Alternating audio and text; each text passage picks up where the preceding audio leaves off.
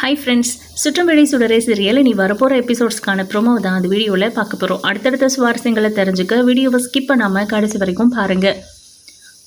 நம்ம சுடரும் வெற்றியும் ரோட்டில் நடந்து போயிட்டு இருக்கும்போது வெற்றியை போலீஸ்காரங்க வந்து கைது பண்ணுறாங்க. எதுக்காக சார் என்ன கைது பண்ணுறீங்க அப்படின்னு வெற்றி கேட்குறாரு.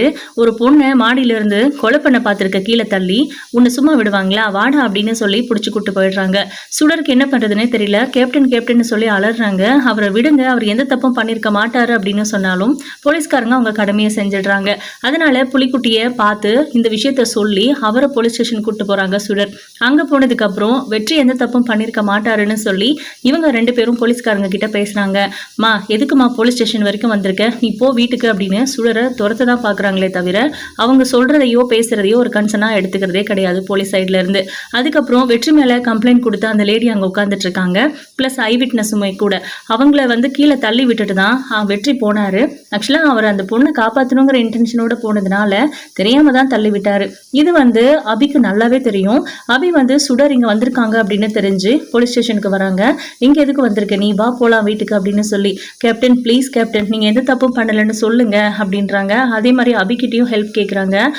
கேப்டன் அவர் எந்த தப்பும் பண்ணியிருக்க மாட்டாரு, ஜெயிலில் போட்டு வச்சிருக்காங்க அப்படின்லாம் சொல்லி சுடர் ரொம்ப அழுகுறாங்க. அபிக்கு என்ன பண்றதுனே தெரியல. சுடருக்காகவாச்சும் வெற்றியை காப்பாற்றணும் அப்படின்னு நினைக்கிறாங்க. அதே நேரம் அன்னைக்கு ஹாஸ்பிட்டலுக்கு அந்த பொண்ணை கூட்டிட்டு போகும்போது நம்ம அபியும் கூட இருந்தாங்க. மற்றவங்களுக்கெல்லாம் வெற்றியை பற்றி தெரியாது, ஆனால் நம்ம அபிக்கு நல்லாவே தெரியும்ல. ஒரு பொண்ணை மொட்டை மாடியிலேருந்து கீழே தள்ளி விட்டு அவங்கள கொலை பண்ண பார்க்குற அளவுக்கு மோசமானவர் கிடையாது வெற்றின்னு அபிக்கு நல்லாவே தெரியும். அவங்கள ஹாஸ்பிட்டலுக்கு கூப்பிட்டு போனப்போ அந்த பொண்ணுக்கிட்ட நம்ம அபி கேட்டாங்க, உன்னை யார் தள்ளி விட்டது, எதனால் இப்படி நடந்துச்சு, நீயா விழுந்துட்டியா அப்படின்லாம் கேட்கும்போது, ஆமாம் நானாக தான் விழுந்துட்டேன், அங்கே என் சித்தப்பாவும் என்னை காப்பாற்றுங்க அப்படின்னு ரோட்டில் ஒருத்தரை சொன்னேன், அவரும் வந்திருந்தாரு, அவர் விட்டுருந்தா என்னை காப்பாற்றிருப்பாரு, நான் ஸ்லிப்பாகி தான் கீழே விழுந்தேன் அப்படிங்கிற மாதிரி சொல்கிறாங்க. தலையில் அடிபட்டுரு, சீக்கிரமாக ஹாஸ்பிட்டலுக்கு கூப்பிட்டு போலனா அவங்க இறந்துருவாங்க அப்படின்னு அபிதான் ஃபோர்ஸ் பண்ணி அங்க இருக்கிற எல்லாரையும் கெஞ்சி ஆம்புலன்ஸ் வர வச்சு அவங்கள கூட்டு போய் ஹாஸ்பிட்டல்ல சேர்த்துனாங்க.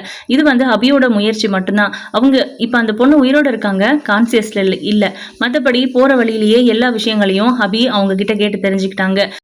அது மட்டும் இல்லை, அந்த பொண்ணு உயிரோடு தான் இருக்காங்க அப்படிங்கிறது வெற்றிக்கு பெரிய ப்ளஸ். பட் அவர் தான் தள்ளி விட்டாரு அப்படிங்கிற மாதிரி அந்த பொண்ணோட சித்தப்பா வெற்றி மேலே பழிய போட்டிருக்காங்க. அவங்கள பற்றின எல்லா விஷயங்களையும் அப்படியே மறைச்சிட்டாங்க. முக்கியமாக அந்த பொண்ணு லவ் மேரேஜ் பண்ணியிருக்காங்க வீட்டை எதிர்த்து. அந்த பையனும் அன்னைக்கு ஹாஸ்பிட்டலுக்கு வந்திருந்தாங்க. அபி வந்து அந்த பையன்கிட்டையும் பேசினாங்க. எங்களோட காதலை அந்த ரெண்டு குடும்பமும் ஏற்றுக்கவே மாட்டேன்ட்டாங்க, அதனால நாங்கள் தனியாக வந்து கல்யாணம் பண்ணிக்கிட்டோம். எங்கள் வீட்டு சைடில் இருந்தோம் அவங்க வீட்டு சைடில் இருந்தோம் பயங்கரமாக ப்ரெஷர் பண்ணுறாங்க. என்னை விட்டுட்டு வந்துட சொல்லி அந்த பொண்ணுக்கும் அவளை விட்டுட்டு வந்துட சொல்லி எனக்கும் நிறைய ப்ரெஷர் அப்படிங்கிற மாதிரிலாம் அபி கிட்ட சொன்னாங்க. இது எல்லாத்தையும் அபி வந்து யோசிச்சு பாக்குறாங்க. போலீஸ்காரங்க, நீயும் ஐ விட்னஸ் தானம்மா, இந்த சம்பவம் நடக்கும்போது நீயும் அங்கே தானே இருந்த, ஸோ நீ வந்து எஃப்ஐஆர்ல சைன் பண்ணு, என்ன நடந்துச்சுங்கிறத ஒரு கம்ப்ளைண்டா எழுதி கொடு அப்படின்லாம் கேட்குறாங்க. ஆனா அபிக்கு இதுல கொஞ்சம் கூட விருப்பமே இல்லை. இல்லை சார், இதுக்குள்ளெல்லாம் நான் வர விரும்பல, ஏற்கனவே நானும் கைதியா இருந்தவதா அப்படிங்கிற மாதிரி சொல்றாங்க. அதனால என்னம்மா ஐ விட்னஸ், நீ அங்க இருந்திருக்க, நீ பரோல்ல இருக்க, நீ தாராளமா சொல்லலாம், சொல்லு அப்படின்னு கேட்குறாங்க. சார், என்ன நடந்துச்சுன்னு நான் சொல்றேன், ஆனா விசாரிக்க நீங்க தயாரா இருக்கீங்களா, இல்ல உங்ககிட்ட யாராவது பர்சனலா இவர் மேலதான் கம்ப்ளைண்ட் கொடுக்கணும், இவர் தான் தண்டனை அனுபவிக்கணும்னு யாராவது சொல்லியிருக்காங்களா அப்படின்னு கேட்குறாங்க. என்னம்மா பேசிட்டு இருக்க, போலீஸ்காரங்க கிட்ட பேசுற, ஞாபகம் இருக்கட்டும் அப்படின்னு. அதனாலதான் சார் உங்ககிட்ட ஓப்பனா கேட்குறேன். ஆக்சுவலா வெற்றி அவங்கள தள்ளி விடலை அப்படின்றாங்க. உனக்கு எப்படிமா தெரியும் அப்படின்னு. எனக்கு ஏதோ தெரியுங்கிறதுனால தானே இங்க நிக்க வச்சு பேசிட்டு இருக்கீங்க, எனக்கு தெரிஞ்சதை நான் சொல்றேன். வெற்றி அந்த பொண்ணை தள்ளி விடலை, அந்த பொண்ணு இன்னும் சாகலை, உயிரோட தான் இருக்காங்க, கான்சியஸ் இல்லாம இருக்காங்க. அவங்க கான்சியஸ்க்கு வரட்டும், அவங்க கிட்ட விசாரிங்க, அப்பதான் உங்களுக்கு விஷயமே புரியும். ஆக்சுவலா அந்த பொண்ணை அவங்க சித்தப்பா துரத்திட்டு ஓடி இருக்காரு. அந்த பொண்ணு ரோட்ல நின்றுட்டு இருந்த வெற்றி கிட்ட ஹெல்ப் கேட்டிருக்காங்க. ஆனா அவர் அமைதியாவே நின்றுட்டு இருந்திருக்காரு. இருந்தாலும் பின்னாடி துரத்திட்டு வந்த அந்த ஆளை பார்த்துட்டு அந்த பொண்ணுக்கு ஏதோ ஆபத்துன்னு நினைச்சு துரத்திட்டு அந்த ஆளை துரத்திட்டு போய் அந்த பொண்ணை காப்பாற்றணும்னு நினைச்சாரு. ஆனா அதுக்குள்ள எதேதோ நடந்துருச்சு. வெற்றி அந்த ஸ்பாட்ல இருந்தது என்னமோ உண்மைதான், ஆனா அந்த பொண்ணு ஸ்லிப் ஆகி தான் விழுந்திருக்கா. அந்த பொண்ணு கான்சியஸ்ல இருக்கும் போதே என்கிட்ட இந்த விஷயத்த சொல்லிட்டா. அதுக்கப்புறம் தான் அவளுக்கு மயக்கமே வந்துச்சு, அதுக்கப்புறம் அவள் முழிக்கவே இல்லை அப்படின்ற மாதிரிலாம் சொல்கிறாங்க. இது எப்படிமா நாங்கள் நம்புறது அப்படின்னு கேட்குறாங்க. அதான் சொன்னனே சார், அந்த பொண்ணை கல்யாணம் பண்ண அந்த பையனும் அவங்க ரெண்டு வீட்லேயுமே எதிர்ப்பு இருக்குது, அதனால நாங்கள் மறைஞ்சு வாழ்ந்துட்டு இருந்தோம் அப்படின்னும் கண்ணால் பார்த்துட்டு அந்த பொண்ணை தாலியை கழட்டி எறிஞ்சிட்டு கூட வர சொல்லி தான் அவங்க சித்தப்பா துரத்திட்டு போயிருந்திருக்காரு அப்படின்லாம் சொல்கிறாங்க. இதெல்லாம் அந்த பொண்ணு கான்சியஸ்க்கு வந்ததுக்கு அப்புறம் தான் நம்மளால கேட்டு தெரிஞ்சுக்க முடியும். அது வரைக்கும் இவனை என்னையா பண்ணுறது அப்படின்னு இன்ஸ்பெக்டரும் சப் இன்ஸ்பெக்டரும் பேசிக்கிறாங்க. இல்லை இப்போ இப்போதைக்கு இவரை ரிலீஸ் பண்ணிடலாம். ஒருத்தவங்க அவர் தான் தள்ளினாருன்னு சொல்றாங்க, இன்னொருத்தவங்க தள்ளல அவங்கள தான் விழுந்தாங்க அப்படின்னு சொல்றாங்க. நம்ம இதை வச்செல்லாம் கேஸ் நடத்த முடியாது. இப்போதைக்கு அவர் வெளியே இருக்கட்டும், ஆனா உள்ளூர்ல தான் இருக்கணும், எங்கேயும் வெளியூர்லாம் போகக்கூடாது அப்படிங்கிற மாதிரி வெற்றியை ஒரு நிபந்தனையின் பேர்ல வெளியே அனுப்புறாங்க. இப்போ வெளியே போன உடனே நம்ம வெற்றி அபிக்கு தேங்க்ஸ் சொல்றாங்க. சுடருமே தேங்க்ஸ் சொல்றாங்க. தேங்க்ஸ் அம்மு, கேப்டன் மேல இருக்கிற கோவத்துல அவரை எங்க காப்பாத்தாம விட்டுடுவீங்களோன்னு நினைச்சேன் அப்படின்னு சொல்லி ரொம்ப பதற்றமா பேசுறாங்க. அது எப்படி நான் அப்படி பண்ணுவேன் அப்படின்னு நம்ம அபி வந்து ரொம்ப ஜென்யூனா நடந்துக்கிறாங்க. இப்ப பாத்தீங்கன்னா நம்ம சுடர் இருக்கிறதுனால வெற்றியால அபி கிட்ட மனசு விட்டு பேச முடியல. அதனால அவங்க 2 பேருமே பிரிஞ்சு, அதாவது சுடரும் அபியும் அங்கிருந்து கிளம்புனதுக்கு அப்புறம் வெற்றி வந்து வீட்டுக்கு போறாரு. அங்க யாருமே இல்லாததுனால ஒரு மாதிரி வெறிச்சோடி இருக்கு. ரொம்ப லேட்டா தான் நம்ம திவ்யா வராங்க. வீடு என்ன லைட் கூட போடாம இருக்கு அப்படின்னு சொல்லிட்டு வெற்றின்னு கூப்பிடுறாங்க. அவர் டைனிங் டேபிள்ல உட்காந்துட்டு இருக்காரு. என்ன வெற்றி, நான் மேல எல்லாம் போய் பார்த்துட்டு வரேன், இங்கதான் இருக்க, ஏன் ஒரு குரல் கொடுக்க மாட்டியா அப்படின்னு. ஏன் இப்படி இருக்க, ஏன் முகமெல்லாம் வீக்கமா இருக்கு, அடிபட்டிருக்கு, வண்டியில இருந்து கீழே விழுந்துட்டியா அப்படின்லாம் கேட்குறாங்க. அதுக்கப்புறம் தான் நடந்த விஷயத்தை பத்தி வெற்றி தெளிவா சொல்றாரு. என்னது, அபி வந்து காப்பாத்தினாங்களா அப்படின்னு. ஆமா, என்னாலே அதை நம்ப முடியல அப்படின்னு சொல்றாங்க. என்ன வெற்றி சொல்ற, என்னாலேயே நம்ப முடியல அப்படின்றாங்க. அதுதான் எனக்கும் புரியல. மேல அந்த பொண்ணு கீழே விழுந்தப்போ நான் மட்டும்தான் அங்க இருந்தேன், என்ன மட்டும்தான் அபி பார்த்தா, ஆனா நான் தள்ளி விடல அப்படிங்கிற மாதிரி சொல்றா. எந்த நம்பிக்கையில சொல்றான்னு தெரியல. அந்த பொண்ணுகிட்டயும் விசாரிச்சிருப்பா போல இருக்கு. அந்த பொண்ணு மயக்கத்துக்கு போறதுக்கு முன்னாடியே அபிகிட்ட எல்லாத்தையும் சொன்னதாகவும் சொல்றா. நிறைய விஷயங்களை கண்டுபிடிச்சிருக்கா. அந்த பொண்ணுக்கு என்ன பிரச்சனை, எதனால அந்த பொண்ணு அந்த மாதிரி ஓடி வந்துச்சு, துரத்துனவன் யாரு, அவ லைஃப்ல என்ன நடந்துச்சுன்ற முதற்கொண்டு போலீஸ்காரங்க கிட்ட சொன்னதுனால தான் அவ ரொம்ப கான்ஃபிடென்ட்டாகவும் எனக்காக அவ சாட்சி கையெழுத்து போட்டதுனாலையும் தான் எனக்கு இப்போதைக்கு வெளியே அனுப்பியிருக்காங்க. பட் அந்த பொண்ணு கண் முழிச்சதுக்கு அப்புறம் அந்த பொண்ணு கொடுக்குற வாக்குமூலத்தை தான் உண்மைன்னு எடுத்துப்பாங்களா, அபி சொன்னது தான் உண்மை அப்படிங்கிற மாதிரி சொல்றாரு. உங்க மேல எவ்வளவு கோவமா இருப்பாங்க அபி, என்னதான் தப்பு பண்ணியிருந்தாலும் அவங்க மாட்டிக்கிட்டாங்க அப்படின்னு. ஆனா அவங்க எப்படி உனக்கு சப்போர்ட் பண்ணி இந்த மாதிரி சொல்லியிருக்காங்க, என்னால நம்பவே முடியல அப்படின்றாங்க. அதான் எனக்கும் புரியல, அவளை நான் பார்த்து பேசணும், பேசினதுக்கு அப்புறம் தான் இதில் ஒரு தெளிவு கிடைக்கும் அப்படிங்கிற மாதிரி சொல்லிட்டு இருக்காங்க. அதனால அடுத்த நாள் பார்த்தீங்கன்னா வெற்றி அபியை பார்க்கறதுக்காக போகிறாங்க. சுடர் ஸ்கூலுக்கு போனதுக்கு அப்புறமா. அப்போது அபியும் பேச தயாராக இல்லை முதல்ல. அதுக்கப்புறம் கூப்பிட்டு, நான் ப்ளீஸ் உங்ககிட்ட கொஞ்சம் முக்கியமான விஷயமா பேசணும், இங்கே பேசினா உங்கள் வீட்டில் இருக்கிறவங்களுக்கு சந்தேகம் வரும், பார்க்குக்கு வந்துடு அப்படின்னு சொல்லிட்டு வெற்றி போகிறாரு. அபிக்கும் என்னவா இருக்கும் அப்படிங்கிற மாதிரி யோசிச்சுட்டு போகிறாங்க. அங்கே போனால் நம்ம வெற்றி ரொம்ப சோகமாக உட்காந்துட்டு இருக்காரு. அபியை பார்த்த உடனே கையெடுத்து கும்பிட்டு நன்றி சொல்கிறாரு. நீ தப்பு பண்ணியா இல்லையா அப்படிங்கிறத ஆராயாம கண்ணால பார்த்ததை வச்சு நீ தான் தப்பு பண்ணன்னு சொல்லி உன்னை ஜெயிலுக்கு அனுப்பியிருக்கேன். ஆனால் உனக்கு ஒரு வாய்ப்பு கிடைக்கும் போது அதை எனக்கு பண்ணாம ஏன் அபி என்னை காப்பாத்தின அப்படின்னு கேட்குறாரு. இதை கேட்க தான் வர சொன்னியா அப்படின்னு கேட்குறாங்க. ஆமா சொல்லு அப்படின்னு சொல்றாங்க. அதான் சொன்னனே போலீஸ் ஸ்டேஷன்லயே அந்த பொண்ணை ஹாஸ்பிட்டலுக்கு கூப்பிட்டு போகும்போது அவளை காப்பாற்றணும்னு அங்கே இருக்கிறவங்களே நான் மட்டும் தான் நினைச்சேன் அப்படிங்கிற மாதிரி அந்த பொண்ணுக்கு ஏதோ ஒரு நம்பிக்கை, என்கிட்ட எல்லா உண்மைகளையும் சொன்னா. அவ கல்யாணம் பண்ணியிருக்கிற அந்த பையனை எங்க குடும்பத்துக்கிட்ட இருந்து காப்பாற்றணும் அப்படின்னும் சொன்னா. அவங்க ஏதோ வீட்டில் தெரியாம காதல் கல்யாணம் பண்ணிக்கிட்டு மறைஞ்சு வாழ்ந்துட்டு இருந்திருக்காங்க. அவங்க வீட்டு ஆளுங்க கண்ணில் படும்போது தான் துரத்திட்டு வந்திருக்காங்க. அதில் போய் நீ மாட்டிக்கிட்ட, மற்றபடி உனக்கு என்ன இன்டென்ஷன் இருக்க போரு அந்த பொண்ணை கொலை பண்ணுறதுக்கு? அந்த பொண்ணு உங்ககிட்ட ஹெல்ப் கேட்டுச்சாமே, நீயும் முடியாதுன்னு அமைதியாக நின்றுட்டு இருந்திருக்க, ஓடுறத பார்த்துட்டு பின்னாடி ஃபாலோ பண்ணிட்டு போயிருக்க. மேலே போனதுக்கப்புறம் என்ன நடந்துச்சுங்கிறத மற்றவங்க எல்லாம் யோசிக்காம இருக்கலாம், பட் நான் யோசித்தேன். அதுக்கப்புறம் அந்த பொண்ணு சொன்னதெல்லாம் உண்மையானும் விசாரித்தேன், அந்த பையனையும் நான் பார்த்து பேசினேன் அப்படிங்கிற மாதிரிலாம் சொல்கிறாங்க. வெற்றி வந்து ஒரு மாதிரி கில்ட் ஆகுறாரு. உன் விஷயத்துல இப்படி ஒன்று நடக்கும்போது நான் ஏன் இது எல்லாத்தையும் பண்ணாம விட்டுட்டேன் அப்படின்னு.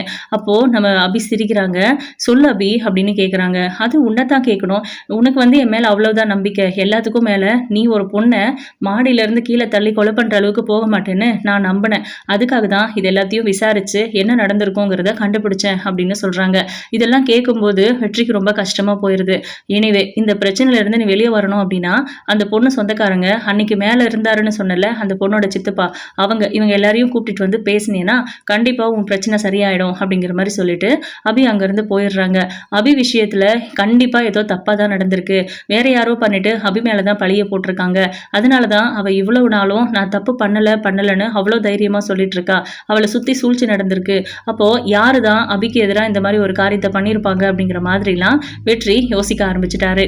ஸோ கண்டிப்பாக கூடிய சீக்கிரம் யார் பண்ணது அப்படிங்கிறத கண்டுபிடிக்க தான் போகிறாரு வெற்றி.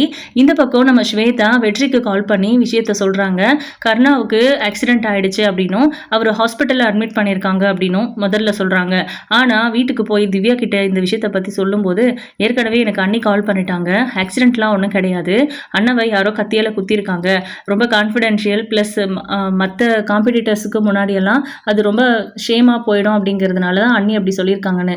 எங்கிட்ட ஏன் போய் சொன்னாங்க அப்படின்னு கேட்கும்போது, தெரியல, ஆனால் என்கிட்ட இந்த உண்மையை தான் சொல்லியிருக்காங்க.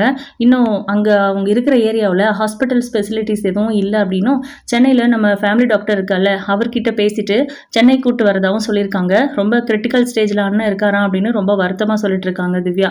அதுக்கப்புறம் பார்த்தீங்கன்னா ஹாஸ்பிட்டலுக்கு கர்ணாவை கூட்டிகிட்டு வந்ததுக்கப்புறம் வெற்றி அங்கே போகிறாரு. அங்கே போனால் கர்ணாவை பார்க்கறதுக்காக அந்த ஐசியூ வார்டில் எட்டி பார்த்துட்டு இருக்கும்போது ஒரு மாஸ்க் போட்டுட்டு நர்ஸ் மாதிரி ஒரு ஆள் உள்ளே போகிறாரு. அந்த மாஸ்கை ஓப்பன் பண்ணால் அது வந்து மாணிக்கம். ஸோ மாணிக்கம் தான் கத்தியால் குத்திருக்கணும் அப்படின்னு வெற்றி கெஸ் பண்ணிவிட்டு வேகமாக ஐசியூ அந்த டோர் ஓப்பன் பண்ணி உள்ளே போய் மாணிக்கத்தை கர்ணாவை டிஸ்டர்ப் பண்ணாமல் பிடிச்சி இழுத்துட்டு வந்துடுறாங்க. அதுக்கப்புறம் தனியாக வச்சு கேட்குறாங்க, என்னடா நடக்குது, எதுக்குடா கர்ணாவை கொலை பண்ண வந்த, அப்போ ஏற்கனவே கத்தியால் குத்துனது நீதானா அப்படின்னு. கத்தியால் குத்துனேன், அங்கே சுற்றி யாரும் இல்லை, எப்படியும் செத்துருவான்னு நினச்சேன், ஆனால் மறுபடியும் பொழைச்சிட்டா, ஹாஸ்பிட்டலுக்கு கூட்டு வந்து அட்மிட் பண்ணியிருக்காங்கன்னு தெரிஞ்சதுக்கப்புறம் நான் என்ன சொம்பையா விட்டுடுவேனா அப்படிங்கிற மாதிரி சொல்கிறாங்க. நீ எதுக்குடா கர்ணாவை கொலை பண்ணணும்னு நினைக்கிற, ஆக்சுவலாக உனக்கு என்ன தான் வேணும், அதான் காசெல்லாம் ஏமாற்றி வாங்கியிருக்கல, அந்த காசு விஷயத்தில் கூட இனிமேல் கர்ணா உன்னை தொல்லை பண்ணாமல் நான் பார்த்துக்கிறேன், தயவு செஞ்சு இந்த விஷயத்தை இதோட விட்டுடு. அதே மாதிரி பார்வதி அக்காவோட கொலை கேஸில் உனக்கு ஏதாவது விஷயம் தெரிஞ்சால் சொல்லு, அவை கொலை பண்ணலைன்னு சொல்கிறா, ஆனால் நாங்கள் எல்லாரும் அவள் தான் கொலை பண்ணா அப்படின்னு நம்பிக்கிட்டு இருக்கிறோம். பட் உண்மையாக நடந்தது ஏதாவது உனக்கு தெரிஞ்சிருந்தா தயவு செஞ்சு சொல்லு. எதுக்காக அந்த பிரபாகரனும் அவியும் உன்னை தேடிக்கிட்டு இருக்காங்க, நீ கிடைச்சா போதும், நீ கிடைச்சா அவங்களுக்கு ஏதோ ஒரு சாதகமான வாய்ப்பு கிடைக்குங்கிற மாதிரி சொல்லிட்டு இருக்காங்க, உனக்கு ஏதாவது தெரியுமா அப்படின்னு கேட்கும்போது அவர் பயப்படுறாரு. பயப்படாத, தயவு செஞ்சு சொல்லு, பார்வதி அக்கா என்னோட சொந்த அக்கா மாதிரி, அவங்க எனக்கு அம்மா ஸ்தானம்னு கூட சொல்லலாம், அவங்கள கொலை பண்ணவங்கள நான் சும்மா விட மாட்டேன், ஆனால் என்ன நடந்துச்சு நான் தெரிஞ்சுக்கணும், நிஜமாவே அபிதான் கொலை பண்ணாலா, இல்லை அதை பற்றி உனக்கு ஏதாவது தெரியுமா, எதுக்காக உன்னை அவங்க தேடிட்டு இருக்காங்க அப்படின்லாம் கேட்கும்போது, வெற்றி நான் சொல்கிறத கேட்டால் உனக்கு ஷாக்கிங்காக தான் இருக்கும், ஆனால் எனக்கு வேறு ஆப்ஷன் இல்லை, நான் உங்ககிட்ட இந்த விஷயத்த சொல்கிறேன், ஆனால் நீ இது எப்படி கொண்டு போவேன்னு தெரியல, எனக்கு தெரியும் உங்ககிட்ட இருந்து தப்பிக்கிறதுக்கு, ஆனால் இதுக்கு மேலே கர்ணா கிட்ட இருந்து நீ தப்பிக்க முடியாது, இந்த உண்மை நீ தெரிஞ்சுக்கிட்டேனா, எனக்கு உண்மை தெரிஞ்சிருச்சுங்கிறதுனால தான் அவனை நான் போட்டு தள்ளணும்னு நினைக்கிறேன், அவன் என்னை கொல்றதுக்கு முன்னாடி அப்படிங்கிற மாதிரிலாம் சொல்லிட்டு இருக்காரு. என்னடா பெரிய யோக்கிய மாதிரி என்னென்னமோ சொல்ற, காசை ஏமாத்தினவன் தானே நீ அப்படின்னு. காசை ஏமாத்தினா என் வீட்டை அபகரிச்சான், அவன் என்ன ஒழுங்கான தொழிலா பண்ணிட்டு இருக்கான், உனக்கு தெரியாதா, அவன் மேல இருக்கிற விசுவாசத்துல எத்தனையோ பேரை நீ கஷ்டப்படுத்திருக்க, காயப்படுத்திருக்க, அந்த பாவம் எல்லாம் உன்னை சும்மா விடணும்னு நினைக்கிறிய வெற்றி அப்படின்னுட்டு இருக்காங்க. நீ அதெல்லாம் சொல்லாத, நான் கேட்டதுக்கு மட்டும் பதில் சொல்லு அப்படின்றாங்க. அதானே நல்லது சொன்னா இந்த உலகத்துல யார் வெற்றி ஏத்துக்கிறாங்க, சரி அதை விடு, நான் சொல்றேன், கண்டிப்பா பார்வதி அக்காவை கர்ணா தான் கொண்டு இருக்கணும், அப்படி இல்லையா யாரையோ ஆள் வச்சு சாப்பாட்டில் பாய்சன் கலந்து கொடுத்துருக்கணும், பாய்சன் சாப்பிட்டு தான் பார்வதி அக்கா இறந்துருக்காங்க அப்படிங்கிறதுக்கு என்கிட்ட ஆதாரம் இருக்குது, அவங்களோட போஸ்ட்மார்ட்டம் ஒரிஜினல் ரிப்போர்ட்டு, அதுதான் ஏதோ ஒரு ஸ்கூல் பேக்கில் வச்சு நான் மிஸ் பண்ணிட்டேன், ஆனால் எனக்கு அந்த விஷயம் கன்ஃபார்மாக தெரியும், அந்த ஹாஸ்பிட்டலுக்கே போய் அந்த ரிப்போர்ட்டை நான் வாங்கிட்டு வந்திருந்தேன், அண்ட் எங்கிட்ட இருக்கிறது தான் ஒரிஜினல் ரிப்போர்ட், அந்த ரிப்போர்ட்டு ஏதோ ஸ்கூல் பிள்ளைங்களோட பேக்கில் தான் மிஸ் பண்ணியிருக்கேன், அது ஒரு நாள் எந்த இடத்துக்கு போய் சேரணுமோ அந்த இடத்துக்கு போய் சேர்ந்துடும் அப்படிங்கிற மாதிரியும் சொல்கிறாங்க. ஓ இதுக்காக தான் அபி உன்னை தேடிட்டு இருக்காளான்னு, அபிக்கே இந்த விஷயம் தெரியாது அப்படின்னு சொல்கிறாங்க. ஏதோ ஒரு நம்பிக்கையில் அவங்க என்னை தேடுறாங்க, அவங்கக்கிட்ட நான் உண்மையை சொன்னால் அபி தப்பிச்சுடுவாங்க, ஆனால் நான் தப்பிக்க முடியாது, நீயே என்னை வந்து கர்ணாவை உள்ளே போகிறதுக்கு நான் தான் ஹெல்ப் பண்ணணும்னு நினச்சிக்கிட்டு என்னை நீயே கொலை பண்ணுறது கூட தயங்க மாட்டேன், அதான் கர்ணா கதையை முடிக்க நான் முடிவு பண்ணேன் அப்படின்றாங்க. சரி அதெல்லாம் இருக்கட்டும், பார்வதி அக்காவை பாய்சன் வச்சு தான் கொண்டு இருக்காங்க அப்படிங்கிறது உனக்கு எப்படி தெரியும், அபி கத்தியால குத்துனது அப்படின்னு கேட்குறாங்க. அது அபிகிட்ட தான் நீ கேட்டு தெரிஞ்சுக்கணும், கண்டிப்பா அபி பார்வதி அக்காவை கொண்டு இருக்க மாட்டாங்க, அவங்க கத்தியால குத்தி இருக்கவும் மாட்டாங்க, ஒருவேளை இப்படி இருக்கலாம்ல, கத்தியால யாரோ குத்திட்டு ஒரு பதற்றத்துல அவங்கள எப்படியாவது காப்பாற்றணும், இல்லை இப்படி ஆயிடுச்சேங்கிற பதற்றத்துலையும் அந்த கத்தியை அபி கையால எடுத்திருக்கலாம் இல்லையா, அதை நீ பார்த்துட்டு கூட அபிதான் கொண்டாங்க அப்படின்னு நினச்சிட்டு இருந்திருக்கலாம். இதுதான் நடந்திருக்கும்னு நான் சொல்லலை, ஒரு கெஸ்ட்டில் தான் நான் சொல்கிறேன், கண்டிப்பாக அபி கொண்டு இருக்க மாட்டாங்கிறத மட்டும் என்னால் உறுதியாக சொல்ல முடியுது அப்படிங்கிற மாதிரி மாணிக்கம் சொல்கிறாங்க. மாணிக்கம் சொன்னதை கேட்டு பயங்கர அதிர்ச்சியாக இருக்குது. இன்னொன்று, கர்ணாவோட இன்டென்ஷன் என்ன, எதுக்காக பார்வதி அக்காவை அவன் கொண்டு இருப்பான்னு என்னால் கெஸ் பண்ண முடியல, ஆனால் கண்டிப்பாக கர்ணா தான் கொலை பண்ணியிருக்க நிறைய வாய்ப்பு இருக்குது, ஏன்னா அபிகிட்ட அந்த ரிப்போர்ட் போயிடக்கூடாது அப்படின்னும், இந்த விஷயத்த எந்த காரணத்துக்காகவும் வெளியே தெரியாமல் பார்த்துக்கணுன்னு கர்ணா எதுக்கு நினைக்கணும் அப்படின்றாங்க. நீ என்ன சொல்கிற, இதுக்காக தான் நீ அவங்க உங்ககிட்ட பணம் பணம் கொடுத்தானா அப்படின்னு கேட்குறாங்க. ஆமாம், இந்த ரிப்போர்ட் என்கிட்ட இருக்குது அப்படின்னு சொல்லி மிரட்டி தான் நான் பணத்தையே வாங்கினேன். அப்போ கர்ணா தானே இதை பண்ணியிருக்கணும். நம்ம எங்கே மாட்டிக்குவோமோ அப்படிங்கிற பயத்தில் தானே அவன் அவ்வளோ பெரிய அமௌண்ட்டை எனக்கு கொடுக்க துணிஞ்சான். இது உன்னோட கைக்கு வரவே கூடாது அப்படின்னு நினச்சான். இந்த விஷயம் உன்னோட புத்திக்கு எட்டவே கூடாது. எந்த காரணத்துக்காகவும் உனக்கு என்னை பற்றி தெரியவே கூடாதுன்னுலாம் நினச்சான். ஆனால் நீ எப்படியோ புத்திசாலித்தனமா இப்போ அவனை காப்பாற்றுறதா நினச்சி கண்டுபிடிச்சிட்ட அப்படிங்கிற மாதிரிலாம் சொல்லிட்டு இருக்காங்க. ஸோ ஒட்டுமொத்தமாகவே கர்ணாவோட சுயரூபம் என்ன அப்படிங்கிறது வெற்றிக்கு தெரிஞ்சிருச்சு. பட் கர்ணா கொலைகாரனா இல்லையா அப்படிங்கிறத முழுசாக வெற்றியால் நம்ப முடியலனாலும் இந்த விஷயத்தில் ஏதோ தப்பு நடந்திருக்கு அப்படிங்கிறத கண்டுபிடிச்சிட்டாங்க. கர்ணா பண்ணியிருக்காங்களா இல்லை வேற யாராவது இந்த கொலையை பண்ணாங்களா அப்படிங்கிறத வெற்றி தான் ரொம்ப மைனூட்டாக அந்த வீட்டிலேயே இருந்துக்கிட்டு கர்ணா கூடவே இருந்துக்கிட்டு இந்த உண்மையை கண்டுபிடிக்க போகிறாரு. அதுக்கப்புறம் தான் நம்ம அபி நினச்ச மாதிரி, சுடர் நினச்ச மாதிரி அபி பரோல் முடிஞ்சு நிரந்தரமாக இங்கே இருக்கிற மாதிரியும் ஜெயிலுக்கு போகாமல் இருக்கிற மாதிரியும் நடக்க போகுது. அதுக்கப்புறம் சுடருக்கோ வெற்றிக்கோ இடையிலான உண்மையான உறவு என்ன அப்படிங்கிறதெல்லாம் தெரிய வரும். கண்டிப்பாக கர்ணா இந்த விஷயம்லாம் தெரிஞ்சு அவர் ஜெயிலுக்கு போயிட்டு ரிட்டர்ன் வந்தாலும் கூட அபியையோ குழந்தையையோ பழிவாங்காமலாம் விடவே மாட்டார். இதுக்கப்புறம் என்னெல்லாம் நடக்க போகுதுன்னு வெயிட் பண்ணி பார்க்கலாம். உங்களோட கருத்துக்களை கமெண்ட் பாக்ஸில் மறக்காமல் சொல்லிடுங்க. தேங்க்யூ.